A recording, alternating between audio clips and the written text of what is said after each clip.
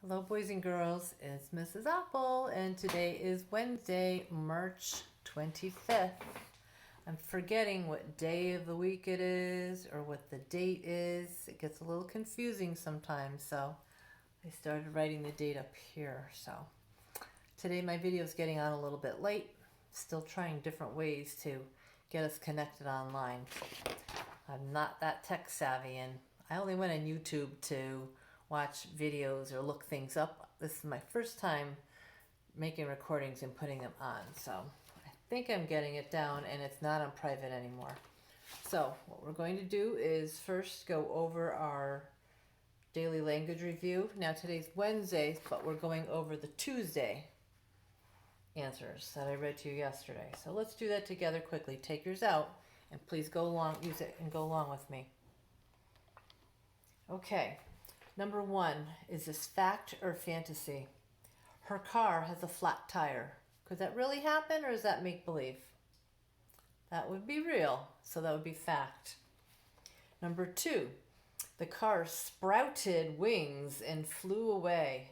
I know that the word sprouted sounds like a plant, that something comes out of the ground, but they're talking about a car, so they meaning wings came out of the car? I've never seen that. So I would say that's make-believe, or that would be fantasy. Number 3, you have to put the two sentences together. Sentence 1, Hobie has a cat. Sentence 2, the cat's name is Elvis. I believe Hobie is probably a boy's name, but that's not that important. But I need to know the cat's a boy or a girl. And I know Elvis is the name of a singer, a man. And so that's a boy. So I put the two word sentences together and I tried it like this. Hobie has a cat and his name is Elvis. So I put the word and in between the two sentences. I hope you wrote it out on the line there. Numbers 4 and 5, that's our regular editing sentences. Please tell me your number. I will call you tonight.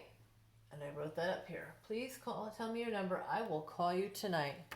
Let's see what changes we need to make. I'm going to make them and you check your work. Please, we know, needs to be a capital because it's the beginning of a sentence. Please tell me your phone number. I always make I a capital. Right, Callie? Always make that a capital. We never see a lowercase I by itself. Please tell me your phone number. I will call you tonight. I know it needs a period at the end, and I put that in a circle.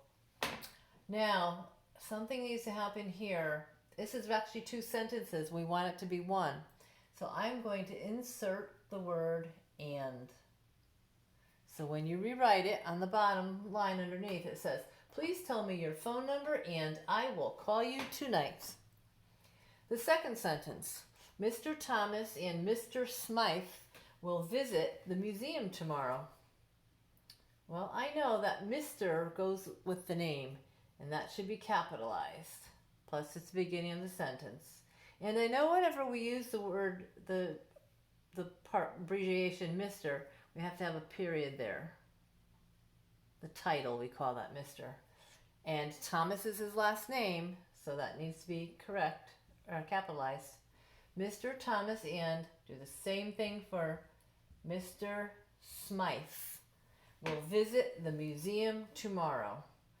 I don't see anything else that needs to be capitalized, but I need punctuation at the end. Period. Now, if you were to say that excitingly, Mr. Thomas and Mr. Smythe will visit the museum tomorrow. If you were to read it that way, we would put an exclamation at the end. I know sometimes we've talked about that. So again, after you wrote those out, please make sure that you rewrite the sentences.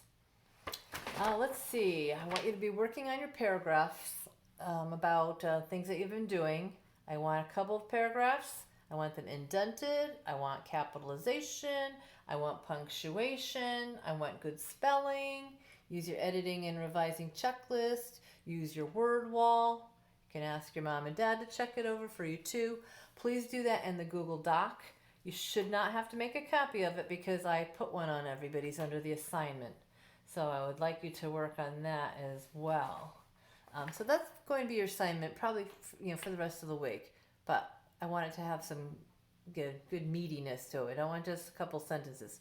I want some good sentences in that. And I haven't seen too much on Google Docs, so please make sure you're going on there and working on this. I don't think, let's see, let's go over for tomorrow's. It's today's homework that we'll do tomorrow. Wednesday.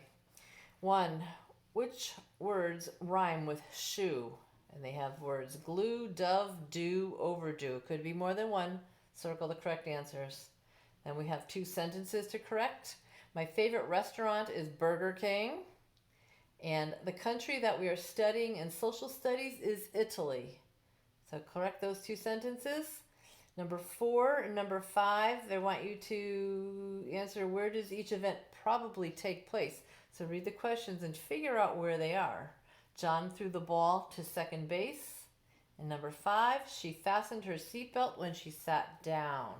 So write your answer where you think they are on the line after that. Okay? Oh, and I wanted to show you. I bought this necklace. I saw it online just a couple weeks ago. I ordered it. I said, oh, the kids are going to love that. And now we don't have school. Can you see it? Look at that. Isn't that cool? Can you see what it is? It's a dinosaur. It's all dinosaur bones that kind of jiggle. Something I saw on Facebook, and I said, I've got to have that. The kids will like that. So I wore this for you today. So I hope you have a great day. Please make sure you're checking into the classroom. Your homeroom teacher, answer their attendance question every day. Check into Mrs. Gonzalo's Google Classroom if you see her. Check into Mr. Ebert and Mrs. Pinella for Social Studies and Science. And some of you have Mr. Ebert for Math. So please be sure to check into all those Google Classrooms when you log into your Google Classroom. You'll see all those different color classrooms, right? And again, if anybody has any questions, please email me. Thanks. Have a great Wednesday night.